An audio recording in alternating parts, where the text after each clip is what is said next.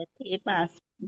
ओम नमो भगवते वासुदेवाय। ओम नमो भगवते वासुदेवाय। मुखं करोति वाचालं पङ्गुं लङ्घयते गिरिं यत्कृपातमहं वन्दे श्रीगुरो दीनतारिणं परमानन्दमाधवं श्रीचैतन्यमीश्वरम् नारायणं नमस्कृत्यं नरं चैव नरोत्तमं दैवीं सरस्वतीं व्यासं ततो जयमुदीरयेत्। नष्टप्रायेषु भद्रेषु नित्यं भागवत सेवया भगवती उत्तमश्लोके भक्तिर्भवति नैष्टिकी। हरे कृष्ण कृष्ण कृष्ण हरे हरे, हरे राम राम राम हरे हरे। हरे कृष्णा। सभी भक्तों का पुनः स्वागत है आज के श्रीमद् भागवत कथारूप कार्यक्रम में। हरि बोल। विश्व गुरु शिल प्रभुपाद की जय। अभी हम श्रीमद् भागवत कथारूप के एक और नए अध्याय की शुरुआत करने जा रहे हैं और आप सभी से निवेदन है कि इस यात्रा में आपने इतना साथ दिया है, आगे भी साथ दीजिए, पूरा भागवत करने में साथ दीजिए, जिससे कि हम सब लोग गौरवान्वित महसूस कर सके कि हम इस यात्रा के भाग रहे। पूरी भागवत कथारूप हमने एक साथ मिलके की और बाकी लोग जो किसी कारणवश अनुपस्थित है वो भी इसके भाग बने। ऑडियो वीडियो के माध्यम से आप सुने और हो सके तो आप लाइव क्लास में आए, ऐसा आप सबसे निवेदन है। आज एक और नया अध्याय शुरू हो रहा है जिसका शीर्षक है राजसूय यज्ञ में शिशुपाल का उद्धार। राजसूय यज्ञ में शिशुपाल का उद्धार। अध्याय संख्या हो जाएगा 126। 126 प्रभु जी। धन्यवाद। फिर से निवेदन करूंगा, कथा की गरिमा मर्यादा को ध्यान में रखते हुए बार बार बीच में ना बोले, अपने माइक को बंद रखें। आवश्यकता हो जब मैं चाहता हूं तभी आप बोले। राजसूय यज्ञ में शिशुपाल का उद्धार 10वां स्कंद 126वां अध्याय। 125वें अध्याय में हमने देखा था मुक्त हुए राजाओं पर श्री कृष्ण की कृपा। बहुत ही सुंदर प्रार्थनाएं की थी इन राजाओं ने, और बाद में हमने देखा कि किस प्रकार से भगवान श्री कृष्ण ने इन राजाओं को आश्वासन दिया कि तुम हमेशा मेरी भक्ति करते रहोगे, हमेशा मेरे चरणों के प्रति अखंड भक्ति तुम्हारे जीवन में रहेगी और भौतिक भोगों को त्याग कर मेरी भक्ति में संलग्न होगे और तुम्हारी इच्छा तुम्हारे सौभाग्य का चिन्ह है। तो इस तरह से बहुत ही सुंदर आशीर्वाद दिया भगवान ने। और उसके बाद में भगवान जो है जो सहदेव थे उनको क्या बना देते, वहां का राजा बना देते हैं और भगवान इंद्रप्रस्थ के लिए प्रस्थान कर देते हैं। महाराज युधिष्ठिर को प्रणाम करके श्री कृष्ण, भीम और अर्जुन ने उन्हें सारा वृतांत कह सुनाया। अपने ऊपर भगवान की इस विशेष कृपा को देखकर महाराज युधिष्ठिर स्नेहवश स्तब्ध रह गए। उनके मुख से एक भी शब्द नहीं निकल पाया, बस नेत्रों से अविरल अश्रु बह रहे थे।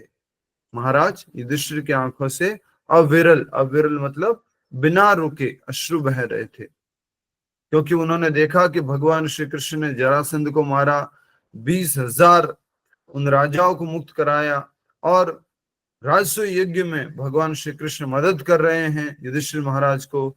इस प्रकार युधिष्ठिर महाराज जो है बहुत प्रसन्न हैं और कृतज्ञ महसूस कर रहे हैं भगवान श्री कृष्ण के प्रति। आज का अध्याय।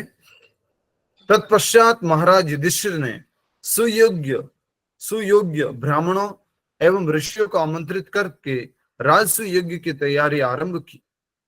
इनमें से कुछ ऋषि थे, कुछ द्वैपायन, भरद्वाज, सुमंतु, गौतम, असित, वशिष्ठ, च्वयन, चयवन, कण्व, मैत्रेय, विश्वामित्र, वामदेव, जैमिनी, क्रतु, पेल, पराशर, गर्ग, वैशंपायन, अथर्व, कश्यप, धौम्य, भार्गवंशी राम तथा अकृत वर्ण।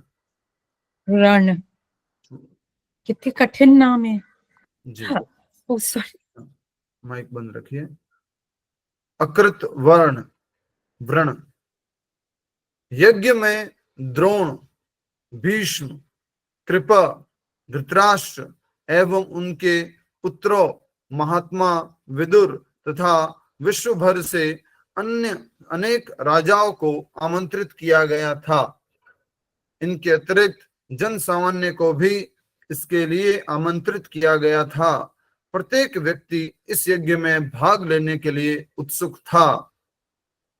ब्राह्मणों ने सोने के हल द्वारा यज्ञ स्थली का निर्माण किया और फिर महाराज युधिष्ठिर को यज्ञ करने के लिए बुलाया। यज्ञ में सोने के बर्तनों का प्रयोग किया गया था। महाराज युधिष्ठिर के निमंत्रण से प्रमुख देवगण वहां उपस्थित थे, जिनमें ब्रह्मा जी, शिवजी, देवराज इंद्र, असंख्य सिद्धगण, गंधर्व, विद्याधर, महर्षि, यक्ष, राक्षस, किन्नर तथा चारण थे। सबने एक मत से स्वीकार किया कि जिस प्रकार पूर्व काल में वरुण ने यह यज्ञ किया था, उसी प्रकार वर्तमान में महाराज युधिष्ठिर इस यज्ञ को करने के लिए पूरी तरह सक्षम एवं योग्य हैं। तो ब्राह्मणों ने सोने के हल से यज्ञ स्थली का निर्माण किया और जो भी यज्ञ में बर्तन उपयोग में लाए गए वो थे सब सोने के। आप में से बहुत सारे लोग जानते होंगे कि अर्जुन को क्या बोला गया था। भगवत गीता में भगवान बोलते हैं, एक शब्द उपयोग किया अर्जुन के लिए। प्रभु जी बताऊं? धनंजय। प्रभु जी, तो धनंजय शब्द से क्या, धन के ऊपर विजय प्राप्त कर ली है। तो विजय प्राप्त करने वाले धनंजय अर्थात अर्जुन, वो जब यज्ञ, ये जो राजसूय यज्ञ जब शुरू हुआ तो उससे पहले ही महाराज युधिष्ठिर के कहने पर कौन सी दिशा में गए थे अर्जुन? उत्तर दिशा में। तो उत्तर दिशा में गए और उन्होंने वहां पर हिमालय में जाकर के सोने के बर्तन आदि ये सब धन एकत्रित किया और वापस लाके युधिष्ठिर महाराज को दिया। क्योंकि उससे पूर्व के युगों में जब ब्राह्मणों को ये दान में चीजें प्राप्त होती थी तो ब्राह्मण उसको बस अपने लिए नहीं रखते थे, उसको फिर छोड़ देते थे, त्याग कर देते थे। ऐसा कहते हैं कि ब्राह्मण भीख मांग के जीवन चलाता है, क्षत्रिय कर मांग के जीवन चलाता है, वैश्य व्यापार करके जीवन चलाता है, इंटरेस्ट मुनाफा रख के जीवन चलाता है, और शूद्र तीनों के ऊपर निर्भर होते हुए काम करके मेहनत करके वो जो है अपना जीवन यापन करता है। इस तरह से चारों वर्णों को अपना जीवन यापन करना होता है। ठीक है।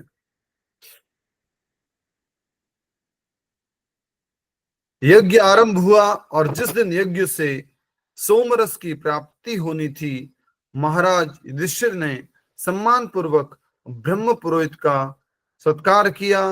ब्रह्म पुरोहित का कार्य यज्ञ के दौरान होने वाली किसी भी त्रुटि को पकड़कर सुधारना होता है।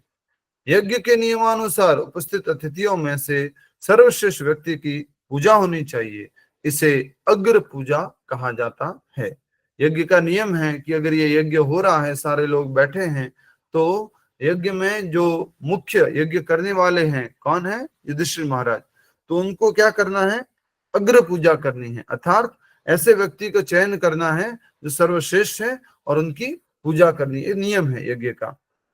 हमने ये भी देखा था, आपका ध्यान आकर्षित करना चाहूंगा इस और की, युधिष्ठिर महाराज के कहने पर वहां पर ऋषि गण भी आए, देवता गण भी आए और बड़े बड़े देवता गण भी आए। ब्रह्मा जी, शिव जी और इंद्र आदि ये देवता गण भी वहां पर उपस्थित हुए। इसे अग्र पूजा कहा जाता है।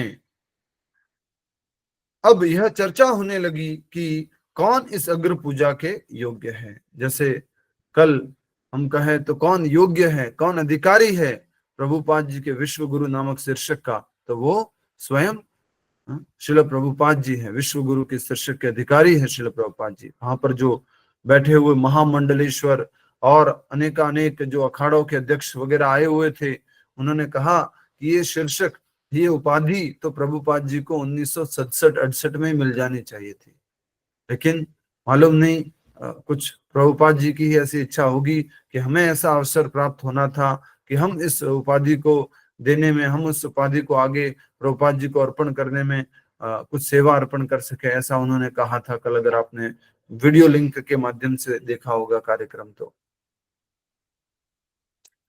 तो इसीलिए अब यहाँ पर भी देख रहे हैं कि अग्र पूजा के योग्य कौन है। चूंकि वह सभा महान लोगों से भरी थी, अग्र पूजा के लिए अनेक लोगों के नाम नामांकित होने लगे, परंतु अनिर्णय बना रहा। अलग अलग लोगों ने अलग अलग नाम प्रस्तुत किए कि ठीक है, इनको आप बना दीजिए, ये सर्वश्रेष्ठ है, ये सर्वश्रेष्ठ है, ये सर्वश्रेष्ठ है, लेकिन कुछ निर्णय नहीं ले पाए। जैसे कई बार हमारे भारत में भी इलेक्शन होते हैं, वोट आदि होते हैं, तो कई बार ऐसी स्थिति आ जाती है कि फिक्स नहीं हो पाता कि कौन मुख्यमंत्री बनेगा या प्रधानमंत्री बनेगा। उसी प्रकार यहाँ पर भी ये निर्णय नहीं ले पाए,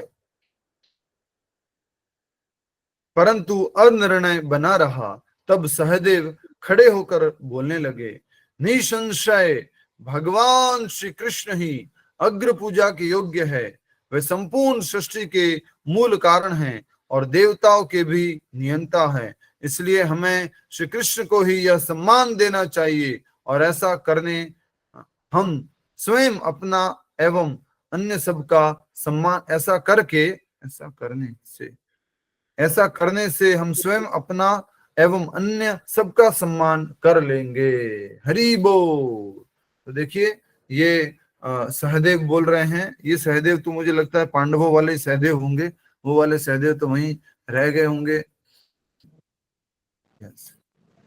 प्रभु जी शिशुपाल के बेटे थे। ये शिशुपाल के बेटे हैं,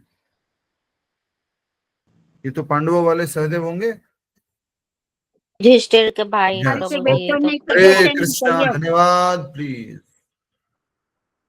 तो इस प्रकार से सहदेव खड़े होकर बोले और ऐसी बात बोल रहे हैं जो भगवत गीता में बोली गई है या भागवत में बोली गई है या स्वयं ब्रह्मा जी ने ब्रह्म संहिता में बोली है। ईश्वरः परमः कृष्णः सच्चिदानंद विग्रहः अनादिर आदिर गोविंदः सर्व कारण कारणम। भगवान सभी कारणों के कारण हैं, वो ही आदि है, उनसे ही सब कुछ शुरू होता है। आदि शब्द का अर्थ होता है उनसे ही सब कुछ शुरू होता है, अनादिर, उनकी कोई शुरुआत नहीं है। ऐसे भगवान श्री कृष्ण को ही हमें अग्र पूजा करनी चाहिए, वही उसके अधिकारी है। इसी प्रकार भगवान श्री कृष्ण ने भगवद गीता में कहा है 7वें अध्याय के 7वें श्लोक में, मत्तः परतरम नान्यात्, मेरे से ऊपर कोई परतत्व नहीं है। मत्तः परतरम नान्यात्। उसी तरह से भागवत में नारद मुनि कह रहे हैं, यथा तरोर मूल निशिष्येन तृप्यंत स्कंत भुजोपि शाखा, कि जिस तरह से पेड़ होता है उसकी जड़ होती है, उसमें पानी डालने से तरु में, उसमें शाखाओं में, उसके टहनियों में, उसके फलों में, फूलों में, सब जगह पानी पहुंच जाता है। वैसे भगवान श्री कृष्ण जो है वो जड़ है। इसी तरह से भागवत में कहा गया है, एते चांस कला पुंस कृष्णस्तु भगवान स्वयं। ये जो बाकी हमने देखा ये अलग अलग अवतारों के बारे में, ये सब तो भगवान श्री कृष्ण के विस्तार है या विस्तार के विस्तार है, लेकिन कृष्णस्तु भगवान स्वयं, कृष्ण स्वयं भगवान है। ये इस तरह से भागवत में और भी बहुत जगह आया है। फिर हम चैतन्य चरितामृत में देखते हैं, एकला ईश्वर कृष्ण आर सब भृत्य, एक ही ईश्वर है, वो कौन है? कृष्ण। आर सब भृत्य, भृत्य मतलब क्या हो गया? भृत्य। आर सब भृत्य मतलब बाकी सब लोग उनके सेवक है, उनके अंश हैं। इस प्रकार से हम देख पा रहे हैं कि अलग अलग शास्त्रों में, हमने 4 शास्त्रों को कोट किया अभी, भागवत को, भगवत गीता को, ब्रह्म संहिता को और आपके चैतन्य चरितामृत। इसी प्रकार से और भी कोट कर सकते हैं हम, जैसे कि ईशोपनिषद ओम पूर्णमदः पूर्णमिदं पूर्णात् पूर्णमुदच्यते पूर्णस्य पूर्णमादाय पूर्णमेवावशिष्यते। कि भगवान श्री कृष्ण ही पूर्ण है, उनसे जो कुछ भी प्रकट होता है वो भी पूर्ण है, जो शेष रहता है वो भी पूर्ण है। तो इसलिए ये जिस प्रकार सहदेव ने कहा वैसे हम सब लोग भी कहते हैं कि यस, निसंशय भगवान श्री कृष्ण ही अग्र पूजा के योग्य हैं। तो अगर आपके घर में भी इस तरह से बात हो कि आप सब लोग घर में पूजा करते हैं, घर में आप सबके मंदिर बना हुआ है और वहां पर आपको डिसाइड करना हो किसकी पूजा की जाए, या अग्र पूजा कौन है, सबसे सबसे श्रेष्ठ कौन है हमारी सभा में, हमारे मंदिर में गणेश जी भी है, शिव जी भी है, लक्ष्मी माता भी है, और तिरुपति बालाजी भी है, और ये है वो है, ऐसे ऐसे बहुत सारे हैं, किनकी पूजा करे? तो जो भगवान श्री कृष्ण या राम है उनके जो विस्तार है वही परम पूजा के अधिकारी हैं। और सहदेव ने बहुत अच्छी बात बोली है, वे संपूर्ण सृष्टि के मूल कारण हैं और देवताओं के भी नियंता हैं, इसलिए हमें श्री कृष्ण को ही सम्मान देना चाहिए। देवताओं के भी क्या है? नियंता है भगवान कृष्ण। और ऐसा करने से हम स्वयं अपना एवं अन्य सब का सम्मान कर लेंगे। जैसे कि नारद मुनि ने बोला था कि अगर जड़ में पानी डालोगे तो सब जगह पहुंच जाएगा, तो अगर कृष्ण का सम्मान होगा तो ऑटोमेटिकली हमारा सम्मान भी हो जाएगा। ये पहले भी चर्चा हुई है, भागवत में आया था पहले, आई थिंक, या गीता में भी आया है। ये बहुत ही सुंदर बात लिखी है कि अगर हम कृष्ण को प्रसन्न करेंगे तो हम भी प्रसन्न हो जाएंगे, और कृष्ण को सम्मान देंगे तो ऑटोमेटिकली हमारा भी सम्मान हो जाएगा, क्योंकि हम भगवान के अंश है। भगवान खुद हमें रिकॉग्नाइज करेंगे, अच्छा मेरा अंश, मेरा मेरा पुत्र, मेरा पुत्री, ये सब मुझे सम्मान दे रहे हैं। भगवान खुद उनको जो है सम्मान देते हैं। ठीक है। यह कहकर सहदेव चुप हो गए और सभा में उपस्थित सब लोग एक स्वर में उनका अनुमोदन करके, अनुमोदन मतलब स्वीकृति देना, साधु साधु कहने लगे। पूरी सभा की सहमति देखकर महाराज युधिष्ठिर प्रसन्न हो गए और प्रेम पूर्वक श्री कृष्ण की पूजा करने लगे। तो जैसे आज भी बहुत सारे धर्मों में शब्द उपयोग किया जाता है जब स्वीकृति देनी होती है, कहीं पर आई थिंक आमीन बोलते हैं, या इस तरह से कुछ और भी शब्द बोलते हैं कि यस ऐसा हो, ऐसा होना चाहिए। तो हमारे वैदिक संस्कृति में क्या बोला गया है? साधु साधु। पूरी सभा की सहमति देखकर महाराज युधिष्ठिर प्रसन्न हो गए और प्रेम पूर्वक श्री कृष्ण की पूजा करने लगे। सर्वप्रथम महाराज युधिष्ठिर ने भगवान श्री कृष्ण के चरण धोए और उस चरणामृत को स्वयं अपनी पत्नी, भाइयों, अन्य परिजनों एवं मंत्रियों के सिरों पर छिड़का। तब उन्होंने भगवान को रेशमी पीत वस्त्र एवं बहुमूल्य आभूषण दिए। उनके आंसू भगवान को भली भांति देखने में बाधा बन रहे थे। तो कभी कभी आंखों में पानी हो, आंसू हो तो सही से नहीं दिखाई देता है, या आंखों में दवाई डाल दो तो सही से नहीं दिखाई देता है। कभी कभी आप आंख चेक करवाने गए होंगे तो वो ब्लर करके चेक करते हैं, तो वो डाल देते हैं, उसके बाद ब्लर हो जाता है, विजन दिखता नहीं है। तो वैसे ही जब युधिष्ठिर महाराज उनकी सेवा कर रहे हैं, भगवान के चरणों को धो रहे हैं, तो उनके आंखों से आंसू भी आ रहे हैं। याद करो, भगवान श्री कृष्ण स्वयं युधिष्ठिर महाराज को प्रणाम करते हैं, लेकिन आज इस राजसूय यज्ञ में अग्र पूजा के लिए जो भगवान श्री कृष्ण सर्वश्रेष्ठ व्यक्ति के रूप में वहां स्वीकार किए गए और उनकी पूजा हो रही है, उनके चरण धो रहे, क्योंकि वही उनके योग्य है। तो उन्होंने वो चरणामृत को अपने पत्नी, अपने भाइयों, अपने परिजनों, मंत्रियों के सिरों पर छिड़का। ये युधिष्ठिर महाराज पूजा कर रहे हैं। उधर पीछे देखिए लेफ्ट में नारद मुनि खड़े हैं, शिव जी खड़े हैं, ब्रह्मा जी भी खड़े हाथ जोड़ करके। अरे ब्रह्मा जी जब हाथ जोड़ के खड़े तो हम भी तो खड़े हो सकते हैं एक बार। यस, सभी लोग हाथ जोड़ के खड़े हुए और युधिष्ठिर महाराज को बोलो थोड़ा वो पानी हमारे ऊपर भी डाल दो, थोड़ा बचा हुआ होगा इधर, थोड़ा थोड़ा कहीं पत्नी बच्चों को छिड़कने के बाद थोड़ा हमारे ऊपर डाल दीजिए युधिष्ठिर महाराज। ठीक है, धन्यवाद।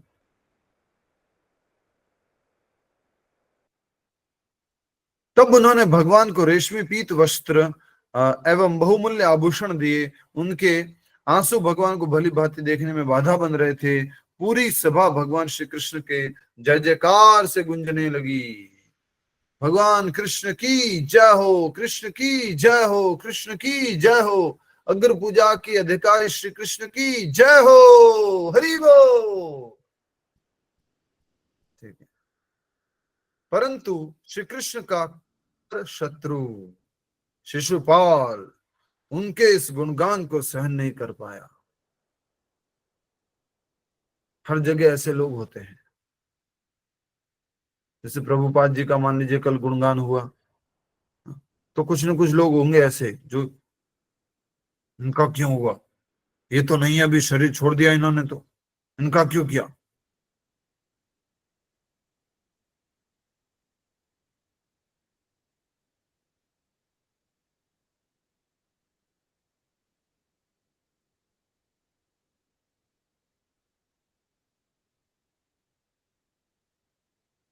हम भौतिक स्तर पर हैं, हम शारीरिक स्तर पर हैं, किसी न किसी प्रकार से इन रोगों से ग्रसित हैं, और हम किसी के प्रति ईर्ष्या, किसी के प्रति द्वेष, किसी के प्रति गलत धारणाएं, किसी के प्रति एक तरह का माइंड सेट बना के रख बैठते हैं, ये तो ऐसा ही है। किसी के प्रति वैर भाव, शत्रुता तक भी रहती है। ईर्ष्या किसको बोलते हैं? पर उत्कृष्ट असहनम, दूसरे की उत्कृष्टता को सहन नहीं होता, उसको बोलते हैं ईर्ष्या। पर उत्कृष्ट असहनम।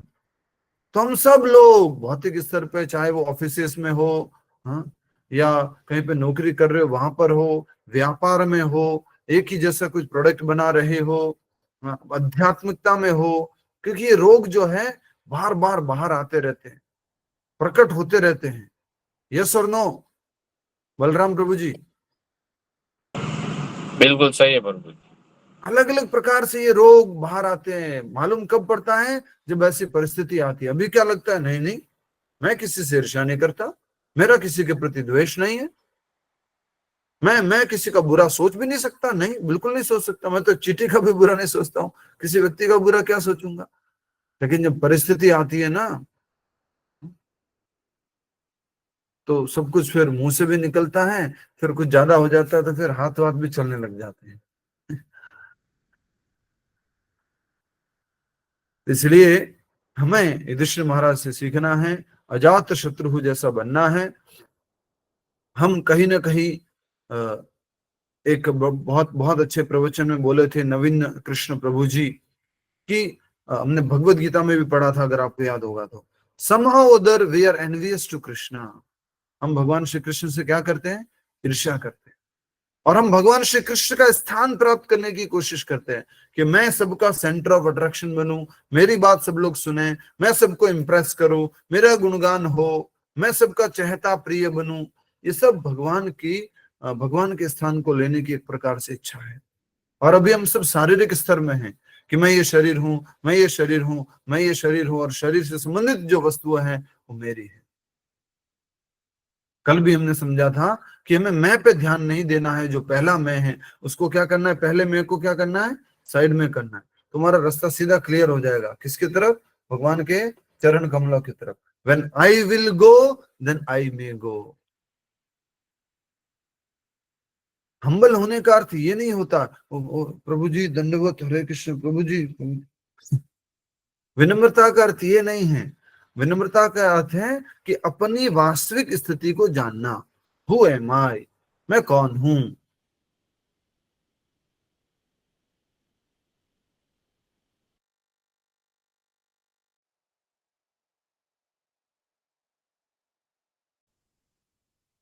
हरे कृष्ण।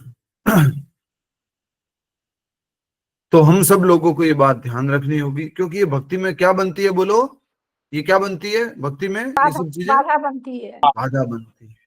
और यहां तक कि जब सबसे इंपॉर्टेंट कार्य कर रहे होंगे आप अपने जीवन का, वो क्या है? जाप करना। उस समय भी हो सकता है हरे कृष्ण कृष्ण कृष्ण हरे हरे, हरे राम राम राम हरे हरे, हरे कृष्ण कृष्ण कृष्ण हरे हरे, हरे राम राम राम हरे हरे, हरे कृष्ण अभी नहीं हो रहा है, अभी ऐसा लग रहा है कि नहीं नहीं ऐसा नहीं होता मेरे साथ, पर कुछ न कुछ द्वंद्व विचार ये वो चलता ही रहता है। हमारा उद्देश्य है कृष्ण की संतुष्टि, कृष्ण की प्राप्ति। कितना किससे दुश्मनी रखेंगे, कितना ईर्ष्या करेंगे। अभी कहीं का एक वीडियो आया था, एक माताजी, एक लड़की जो है वो विवाह के उसमें क्या लेडीज संगीत में, महिला संगीत कार्यक्रम में डांस कर रही थी बढ़िया से। उम्र भी कुछ ज्यादा नहीं थी, शायद 30-35 या मालूम नहीं, आप में से कोई लोग बता सकते हैं। वो डांस कर रही है बढ़िया, पूरा स्टेज पे अकेली है, डांस कर रही है, कर रही है, कर रही है, कर रही है, और एक स्टेप के बाद धड़ाम से जमीन पर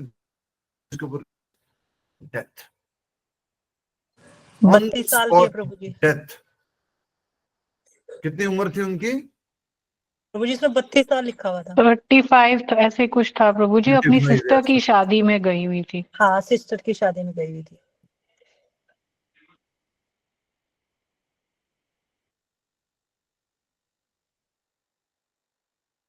तो हम सब श्रवण कर रहे थे कि क्या हम ईर्ष्या रख के करेंगे, क्या हम द्वेष रख के करेंगे। हमारा जीवन बहुत छोटा है। कोई स्त्री जो है वो नृत्य कर रही थी महिला संगीत में, और स्टेज के ऊपर ही उसकी मृत्यु हो गई, कार्डियक अटैक आ गया और उनकी मृत्यु हो गई। तो जीवन छोटा सा है, क्या लेके जाएंगे, किसकी किसके प्रति द्वेष भाव लेके जाएंगे, या किसके मन में द्वेष भाव छोड़ के जाएंगे। हमें किसी के मन में भी छोड़ के नहीं जाना है कि मेरे प्रति ऐसा सोचे, बुरा सोचे, सोचता है तो सोचने दो, नहीं। कोशिश करनी है कि हम सभी वैष्णव, सभी भाई, सभी माताएं, सभी प्रभु जी, सभी वैष्णव हम अच्छे से प्रेम से रहे। हर एक जीव के प्रति हम दया भाव रखें। हर एक के मन में कोई भी हो, चाहे वो एक ड्राइवर हो, चाहे एक वो सर्वेंट हो, कोई भी हो, उन सब को हम मैत्री प्रेम भाव से रखें। तो ये बहुत सुंदर बात हमें सीखने को मिली आज। और अब हम आगे देख रहे हैं कि परंतु श्री कृष्ण का कट्टर शत्रु शिशुपाल उनके इस गुणगान को सहन नहीं कर पाया। श्री कृष्ण के सम्मान में शिशुपाल को छोड़कर प्रत्येक व्यक्ति खड़ा था। वह दृष्ट अपने आसन पर ही बैठा रहा। जब भगवान श्री कृष्ण आए थे तो सब लोग क्या हो गए? खड़े हो गए। जब उनकी अग्र पूजा हो रही थी तो तब क्या हो गए? सब लोग खड़े हो गए थे। लेकिन ये शिशुपाल वो खड़ा नहीं हुआ। ब्रह्मा जी, शिव जी, सब लोग खड़े थे। इसी तरह से खड़े होने नहीं होने वाली घटना याद करो, कौन बताएगा? शिव जी और शिव जी के ओके, शिवजी और ब्रह्मा जी खड़े नहीं हुए थे जब दक्ष महाराज ने यज्ञ किया था। तो दक्ष महाराज को बहुत क्रोध आ गया था। ठीक है। वह दृष्ट अपने आसन पर ही बैठा रहा। कुछ समय में जब सब लोग बैठ गए तो क्रोध में तमतमाता हुआ शिशुपाल खड़ा हो गया और सबको सुनाते हुए बोलने लगा। उसने कहा, आज यह सिद्ध हो गया कि नियति अत्यंत बलवान होती है, क्योंकि आज मैं महान ऋषियों तक को माया के वशीभूत देख रहा हूं। जरा देखो कि कैसे पूरी सभा एक बच्चे की बचकानी बातों से प्रभावित हो गई है। इस ब्रह्मांड के बड़े बड़े अधिकारियों तथा महान ऋषियों को छोड़कर तुम लोगों ने ग्वाले को अग्र पूजा के लिए चुना है। यह मूर्खता नहीं तो और क्या है। जिस प्रकार एक कौवा यज्ञ प्रसाद का अधिकारी नहीं हो सकता, उसी प्रकार यह इस पूजा का अधिकारी नहीं है। कौन? भगवान कृष्ण के प्रति शिशुपाल भगवान कृष्ण अधिकारी नहीं है। शिशुपाल ऐसे बोल रहे हैं। जैसे कौवा जो होता है वो यज्ञ के प्रसाद का अधिकारी नहीं है। मूर्खता है, तुमने सहदेव की बात सुन करके ऐसा स्वीकार कर लिया और तुम ऐसे पूजा करने लगे। ययाति के शाप के कारण ये यादव सभ्य मनुष्यों द्वारा तिरस्कृत है। फिर यह कृष्ण इस पूजा की योग्य कैसे हो सकता है? यादवों ने महर्षियों की पवित्र भूमि को छोड़कर ऐसे समुद्र का आश्रय लिया है जहां किसी भी धर्म आदि का पालन नहीं होता। क्या क्या बोल रहा है देखो। और भगवान श्री कृष्ण सुबह उठते हैं, अपने हाथ मुंह पैर धो करके पूरा ध्यान लगाते हैं, फिर स्नान आदि करते हैं, पूजा आदि करते हैं, गायत्री आदि करते हैं, सब कुछ करते हैं, दान आदि देते हैं। लेकिन ये क्या बोल रहे हैं कि धर्म का कोई कार्य नहीं होता। यादवों ने क्या कर लिया है? समुद्र की शरण में चले गए बच करके। ठीक है। मति भ्रष्ट होने के कारण शिशुपाल एक पागल व्यक्ति के समान बड़बड़ा रहा था, परंतु श्री कृष्ण धैर्य पूर्वक उसे सुनते रहे। शिशुपाल के मित्रों को छोड़कर पूरी सभा में हलचल होने लगी। पांडवों एवं अन्य योद्धाओं ने अपने आसन से खड़े होकर अपनी अपनी तलवारें खींच ली। शिशुपाल, सभी लोग ट्राई करो एक बार, तलवारें निकालो अपनी। रामावतार जी तलवार निकालो, कहां ध्यान है, ऐसे थोड़ा ना। शिशुपाल, इस प्रकार सभी पांडव और जो भगवान के भक्त हैं वो सब लोग क्रोधित हो गए। ऐसा कहा जाता है कि अगर कोई भगवान का अपमान करे या किसी परम वैष्णव का, किसी वैष्णव का अपमान करे, या तो तुरंत वो स्थान छोड़ करके चला जाना चाहिए। अगर आप कुछ नहीं कर सकते तो वहां से चले जाओ, और जा भी नहीं सकते, कुछ भी नहीं कर सकते तो अपने कान बंद कर दो, नहीं मैं नहीं सुन सकता ये। और अगर कुछ कर सकते हो तो सबसे पहला उसको मृत्यु दंड दे दो। मृत्यु दंड नहीं दे सकते तो जिस जिह्वा का उपयोग करके उसने भगवान का अपमान किया है, उस जिह्वा को काट दो।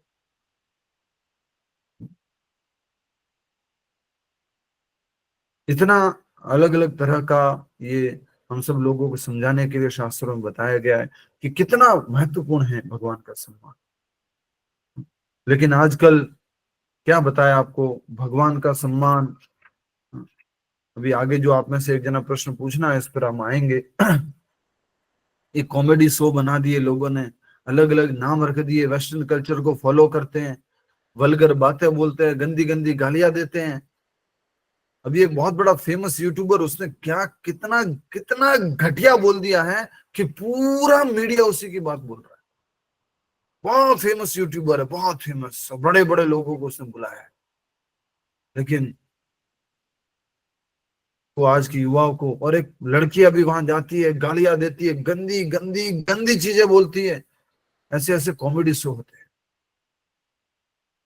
अरे कॉमेडी शो उसको कहते हैं जिसमें किसी को बुरा भला कहे बिना, किसी और को दुख दिए बिना आप प्रसन्न होते हैं,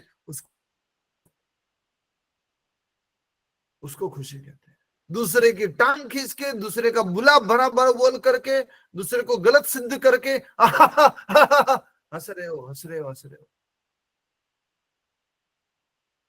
ये हंसना नहीं होता है, ये तरीका नहीं है।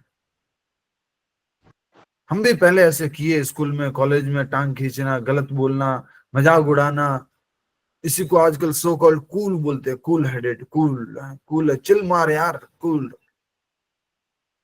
ये कोई हमारी संस्कृति नहीं है। और उस व्यक्ति ने इतना गलत बोला है कि आप सोच भी नहीं सकते। अपने माता पिता को, दोबारा बोल ही नहीं सकते प्रभु जी वो वर्ड्स, अपने कोई माता बोल ही को नहीं सकता। लेकर के इतने गंदे शब्द हो बोले। गया प्रभु जी, कीचड़। वो जब भी जनरली ऐसा बोलता नहीं है वो व्यक्ति।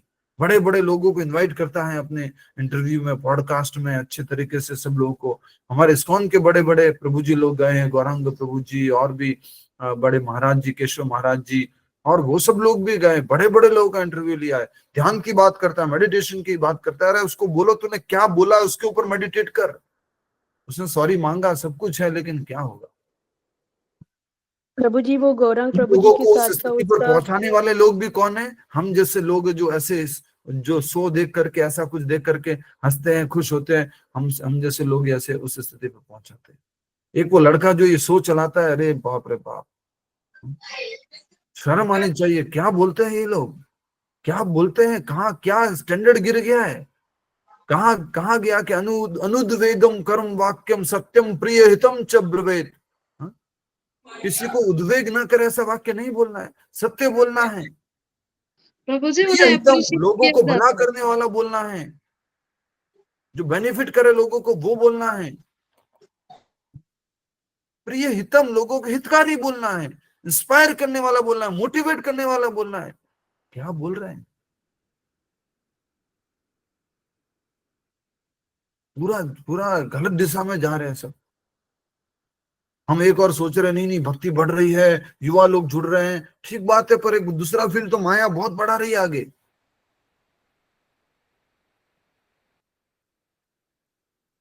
हम सब लोग जो जिम्मेदार हैं, माता पिता हैं, खुद बच्चे हैं, बहुत इंपॉर्टेंट है। आप लोग जब तक एक्शन नहीं लोगे, आप लोग जब तक ये नहीं बोलोगे, तब तक कुछ चीजें चेंज नहीं होती है, बदलती नहीं।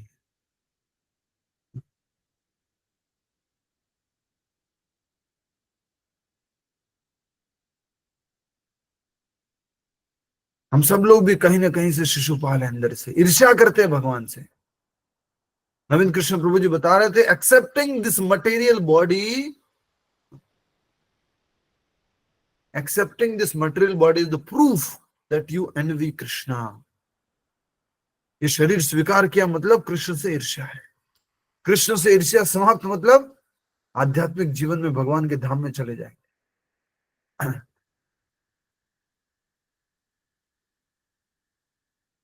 कृष्ण से ईर्ष्या नहीं, नहीं कृष्ण से तो कोई ईर्ष्या नहीं है मुझे, कृष्ण पर भगवान ये वो, ये कनिष्ठ अधिकारी है, नेक्स्ट लेवल पर जाना है, मध्यम अधिकारी।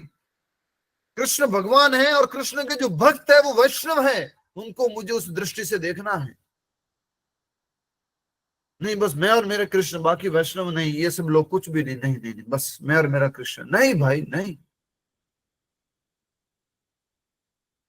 सबको उस दृष्टि से, समान दृष्टि से, समभाव से देखना, ये एक भक्त का लक्षण है।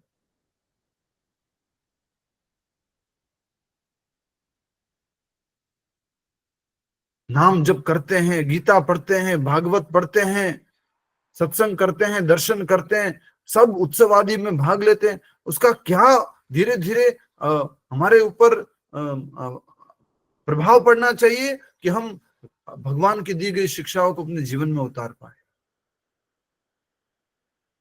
अद्वेष्टा सर्वभूतानां मैत्रः करुण एव च, किसी से द्वेष नहीं। भगवान कहते हैं ऐसा भक्त मुझे बहुत प्रिय है। 12वें अध्याय में समय युक्त तमो मतः, और इस तरह से व्यक्ति जो है मुझ में लगा हुआ है, ऐसा व्यक्ति मुझे बहुत प्रिय है। हरे कृष्णा प्रभु जी। हाँ हरे कृष्णा। मैं अभी भी उदयपुर से शादी में से आ रहा हूँ, जस्ट अभी क्लास में बैठा हूँ 10 मिनट से। और जिस शादी में रिलेशन में गए थे, जो हमारे मायरा था, तो हमको समझो आप क्या पता, युवा पीढ़ी इतनी बिगड़ गई है, हमें देख के रूम में बैठना पड़ता है। अब आपका जो प्रवचन होता है वो हम लोगों तक ही सीमित है। ज्यादा ये प्रवचन आपका अगर चैनल के ऊपर या और दूसरी जगह सामूहिक आवे तो कोई बात ही बने, या कोई 1000 आदमी की जैसे कथा प्रवचन करते हैं संत लोग, उनके अंदर आप लोग थोड़ा चालू हो तो कुछ लोगों को समझ में आवे। अदरवाइज हम लोगों को 100 आदमियों बीच में क्या समझ में आएगा? हम तो बुजुर्ग आदमी सारे सारे, पीछे हमारी चलती नहीं है क्या? हम तो वहां देख के मुंह देख के नीचे ऊपर से चले जाते थे, करे क्या? ये हाल था हमारा, ये युवा पीढ़ी का हाल 100%। जैसे हम चित्तौड़गढ़ के साम्राज्य सेठ में दर्शन करने गए, इधर वापिस आते हुए श्रीनाथ जी दर्शन करे, क्या आनंद आया। युवा पीढ़ी हम तो डायरेक्ट आ गए, क्या है, हमारा बच्चा भी गया था। मैंने कहा दर्शन करे क्यों नहीं आए, तो हमारे साथ चलते। नहीं ना, हम तो लेट उठे थे, उनको मालूम है तुम क्या कर रहे थे, जो क्या बोले, बोलना बेकार है। जी बहुत बढ़िया। तो कहीं ना कहीं देखो साधु संत और स्वामी जी और महाराज जी और ये तो सब बोलते ही हैं, माता पिता को और आप लोगों को भी बोलना होगा। आप लोग भी जब कुछ वीडियो के माध्यम से सिंपल एक घर पे बैठे हो, एक छोटा सा मोबाइल अपना उठाया और ऐसे उसमें रिकॉर्ड कर दिया। कल मैं एक शादी में गया था और मुझे बिल्कुल ही वहां अच्छा नहीं लगा, आखिरकार मैं उसको छोड़ करके अपने रूम में आकर के बैठ गया। उसका कारण बताता हूँ आप सब लोगों को। ये युवा पीढ़ी बिगड़ रही है, कहीं ना कहीं मैंने भी गलती की, मेरे बच्चों ने भी गलती की, और हम सब लोग जो है इस प्रकार से कुछ न कुछ गलत कर रहे हैं, जिससे कि थोड़ा थोड़ा हम सब लोगों को इस तरह से वीडियो वगैरह बना करके आगे भेजना पड़ेगा। ऐसा नहीं है कि मात्र ये प्रभुपाद जी बोलते हैं कि ये ठेका जो है खाली हरे कृष्ण वालों के जो मंदिर में रहने वाले भक्त है उनका नहीं है, ये हरेक व्यक्ति का, हरेक भारत में जन्म लेने वाले का कर्तव्य है। लेकिन उनसे पहले हम सब कृष्ण भावनामृत का अभ्यास करने वाले लोगों का कर्तव्य है, हम स्वयं अभ्यास करें। हमने खूब समझाया प्रभु जी, कई लोगों ने समझाया। हमारे अभ्यास में इतनी इतनी इतनी क्या कह सकते हैं, दृढ़ता, इतना इतना कठिन अभ्यास होना, इतना अच्छा अभ्यास होना है कि ऑटोमेटिकली आगे वाला एक बार आपसे आपसे आकर के पूछे कि आप ऐसा कैसे कर लेते हो। एक एक करके एक एक करके एक एक आत्मा बदलना है। बड़ा बदलेगा, मालूम नहीं कब बदलेगा, क्या बदलेगा। वाह वाह, तालियां हो जाएगी, वाह क्या प्रवचन दिया, वाह वाह वाह, बहुत बढ़िया। नहीं, हमें नेक्स्ट लेवल तक एक एक डिटेल में एक एक व्यक्ति को पकड़ना है। इस्कॉन वाले दुनिया बड़ा बड़ा का प्रोग्राम में नहीं फंसते, एक एक को पकड़ते, एक एक को चेंज करते हैं। बड़े लेवल पर भी कुछ प्रचार हो रहा है, छोटे लेवल पर घर घर में जाके, ऑफिस ऑफिस जाकर के एक एक को मिलके प्रचार हो रहा है, बदलाव ला रहे। कोशिश करने वालों की कभी हार नहीं होती, और कुछ किए बिना जय जयकार नहीं होती। तो हमें कुछ तो करना पड़ेगा, ठीक है। तो शिशुपाल जो है वो ईर्ष्या कर रहा था, बहुत ईर्ष्या कर रहा था। और हम सब लोग देख सकते हैं कि किस प्रकार से हम सब लोग भी ईर्ष्या रखते हैं भगवान श्री कृष्ण के अलग अलग, मतलब सीधा बोल रहा हूं लेकिन आप स्वीकार नहीं कर पाएंगे, शास्त्र के अनुसार मैं रिपीट कर रहा हूं कि हम भी भगवान श्री कृष्ण की अलग अलग लीलाओं से ईर्ष्या करते हैं। हमें भी कई बार स्वीकार नहीं होता, ये लीला ऐसा क्यों कर दी भगवान ने, ये ऐसा क्यों किया भगवान ने, नहीं समझ पाते हम। और ईर्ष्या का एक सबसे बड़ा लक्षण बताता हूं आपको मैं, जो मैं मेरे जीवन के अनुभव से बता रहा हूं आपको।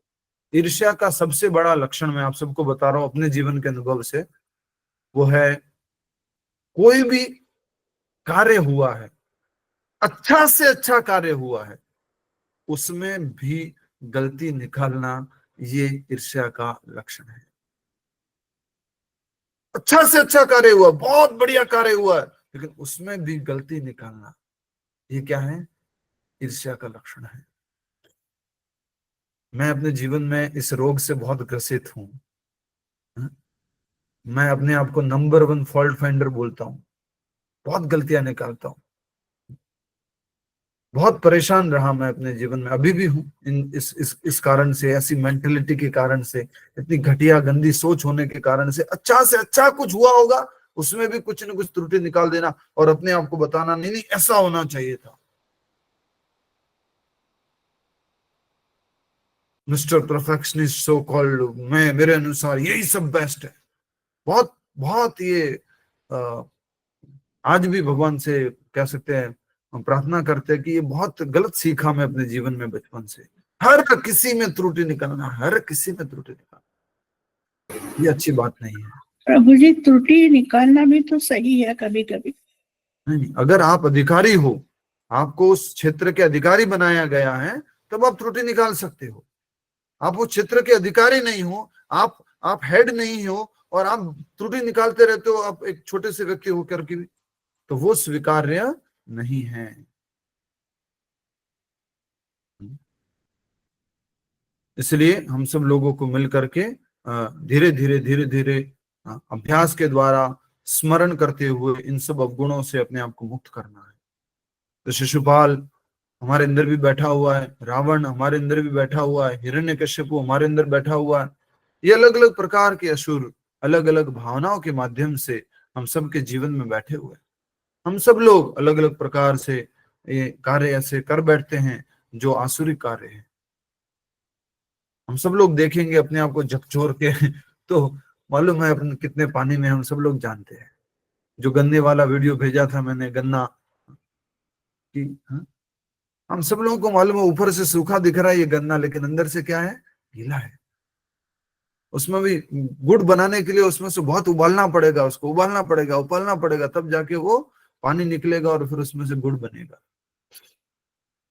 वैसे ही हमें शुद्ध भक्त बनना है तो भी तो बहुत निकलेगा, अभी तो बहुत अशुद्धियां निकलेगी, बहुत वेटनेस है अंदर, बहुत गीलापन है, बहुत इंद्रिय विषयों के प्रति आकर्षण है, भोग के प्रति इच्छा है। तो ये मेरे जीवन के अनुभव से आपको बताया मैंने, और ये शायद सत्य भी होगा। हर किसी कार्य में त्रुटि ढूंढना, और ज्ञान के जो 20 बिंदु बताए हैं भगवत गीता में, उसमें एक बिंदु आता है छिद्राण वेशन में अरुचि। You should not be interested in finding faults. ये एक ज्ञान के बिंदु में एक बिंदु है। मैं बिल्कुल भी गलती निकालने में इंटरेस्टेड नहीं होना चाहिए।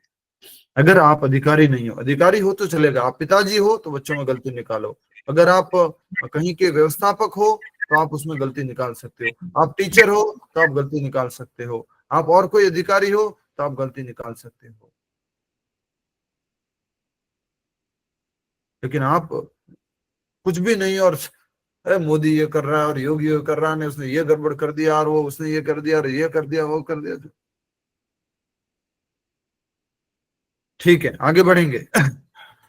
मति भ्रष्ट होने के कारण शिशुपाल एक पागल व्यक्ति के समान बड़बड़ा रहा था, परंतु श्री कृष्ण धैर्य पूर्वक उसे सुनते रहे। शिशुपाल के मित्रों को छोड़कर पूरी सभा में हलचल होने लगी। पांडवों एवं अन्य योद्धाओं ने अपने अपने आसन से खड़े होकर अपनी अपनी तलवारें खींच ली और जिन्हें लगा कि वे शिशुपाल के विरुद्ध कोई कार्रवाई नहीं कर सकेंगे, वे हाथों से अपने कानों को दबाए सभा से बाहर आ गए। शास्त्रों में कहा गया है कि भगवान तथा उनके भक्तों की निंदा सुनकर यदि व्यक्ति तुरंत उस स्थान को नहीं त्यागता तो वह अपनी स्थिति से गिर जाता है।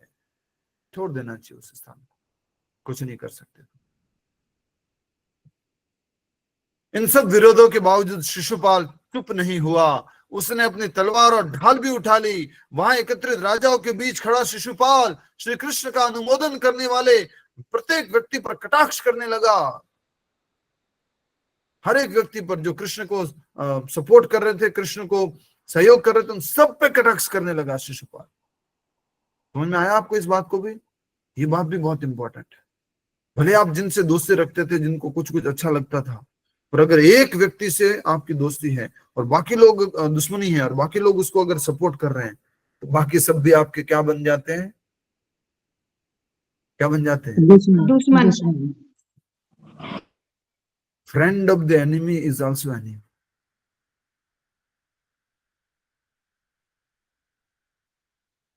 फिर किसी की नहीं सुनते हैं।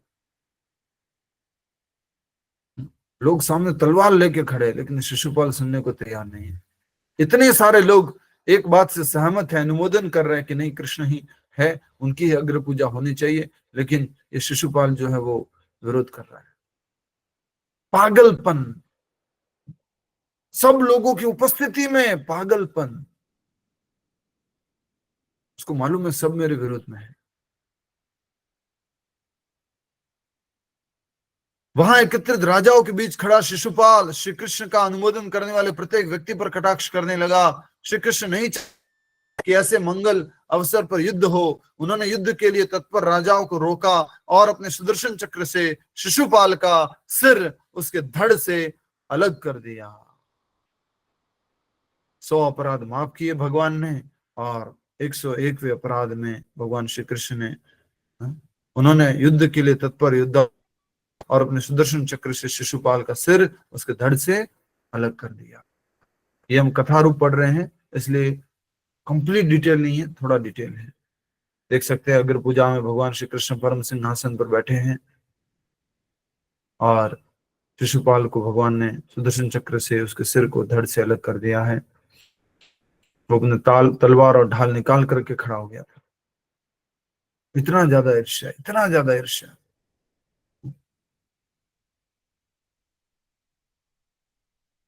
सभा में हाहाकार मच गया और अवसर का लाभ उठाकर शिशुपाल के सारे मित्र अपनी जान बचाकर वहां से भाग खड़े हुए। सबकी आंखों के सामने शिशुपाल के शरीर से एक ज्योति निकली और श्री कृष्ण के शरीर में ऐसे समा गई मानो आकाश में उल्कापात हुआ हो। तो उसको क्या बोलते इसको, सायुज्य मुक्ति मिल गई, निराकार मुक्ति मिल गई शिशुपाल को, क्योंकि भगवान श्री कृष्ण के हाथों से उसका वध हुआ। हम शिशुपाल है पर थोड़े से ये शिशुपाल, पूरे शिशुपाल बनेंगे, 100% शिशुपाल बनेंगे तो शायद भगवान का सुदर्शन चक्र आ जाए।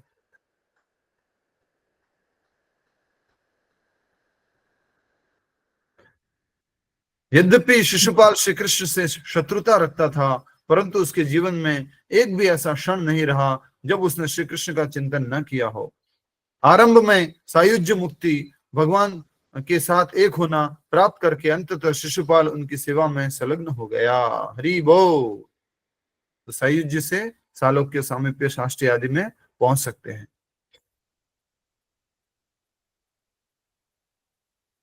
यज्ञ की समाप्ति पर महाराज युधिष्ठिर ने याज्ञिक पुरोहितों एवं अन्य सदस्यों को उदार चित्त से दान दिया और फिर अवभृत स्नान किया। प्रसन्नता पूर्वक अपने अपने लोकों को लौटते हुए देवतागण भगवान तथा इस अद्भुत यज्ञ की महिमाओं को गा रहे थे। दुर्योधन को छोड़कर वहां प्रत्येक व्यक्ति संतुष्ट था। स्वभाव से द्वेषी और पापी दुर्योधन अपने संपूर्ण वंश को नष्ट करने के लिए एक घातक रोग बनकर आया था। वह पांडवों के बढ़ते ऐश्वर्य एवं ख्याति को सहन नहीं कर पाया। तत्पश्चात भगवान श्री कृष्ण ने पांडवों के आग्रह पर कुछ और महीने इंद्रप्रस्थ में व्यतीत किए। अंततः न चाहते हुए महाराज युधिष्ठिर ने उन्हें जाने की अनुमति दी और वे अपने पूरे दल के साथ द्वारका लौट आए। द्वारकाधीश भगवान श्री कृष्ण की जय, युधिष्ठिर महाराज की जय। इसलिए युधिष्ठिर को युधिष्ठिर महाराज कहा जाता है, उनकी श्रेष्ठता के कारण, उनके भगवान श्री कृष्ण के प्रति समर्पण और भक्ति के कारण।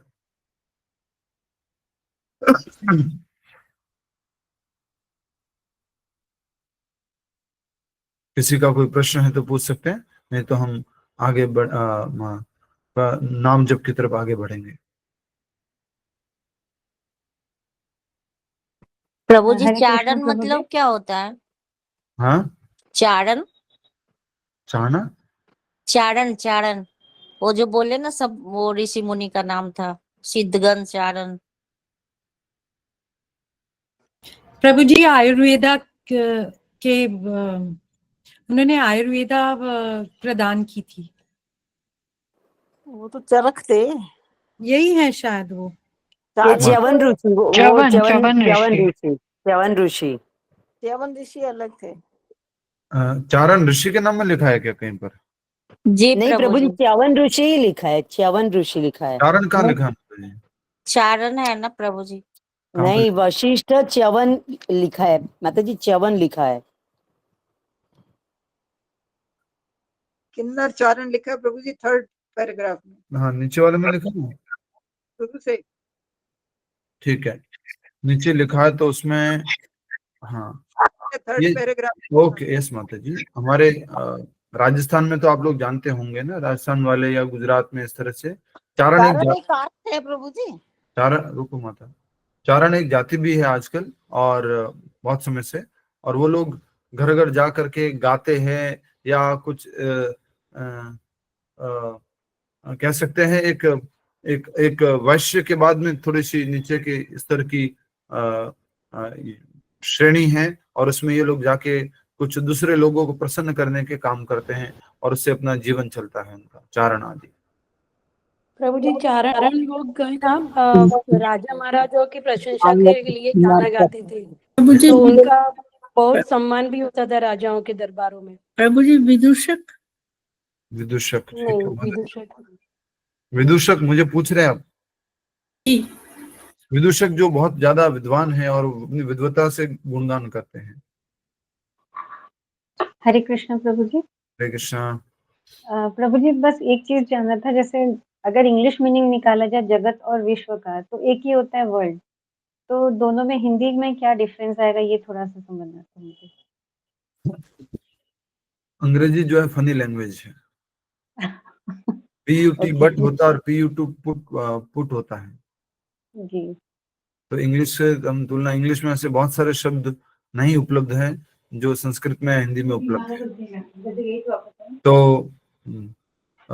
वैष्णव संप्रदाय या जो अखाड़ा परिषद है उसके अनुसार जगत गुरु तो हर किसी को शीर्षक दे देते थे, जिनके कुछ शिष्य हो गए हैं, कुछ इस तरह से बड़ी संस्था चला रहे हैं, तो शीर्षक उनको मिल जाता था।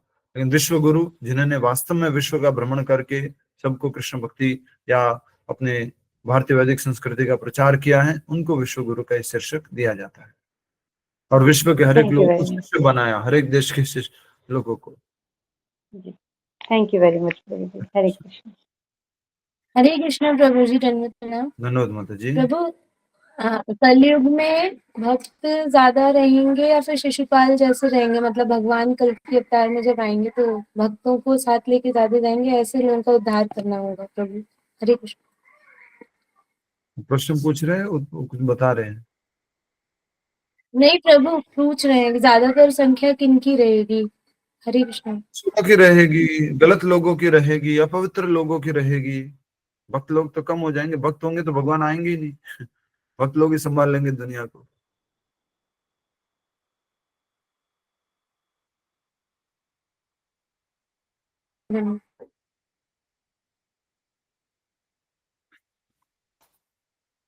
माता जी इसको अलग से रिकॉर्ड कर दीजिए।